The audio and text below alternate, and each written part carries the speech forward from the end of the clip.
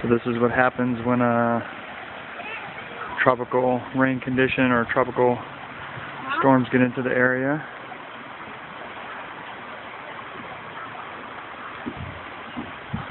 As you can see, most of the garages are underwater. No cars are down there. It's up to the mailboxes. And there's this nice big river flowing through these two homes.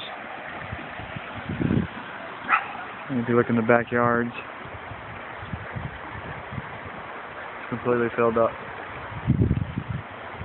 But everyone still has power, everyone still has cable, and everyone's still in their homes, using a boat to get in and out.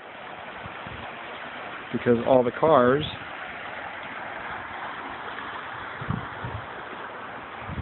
are parked up the street.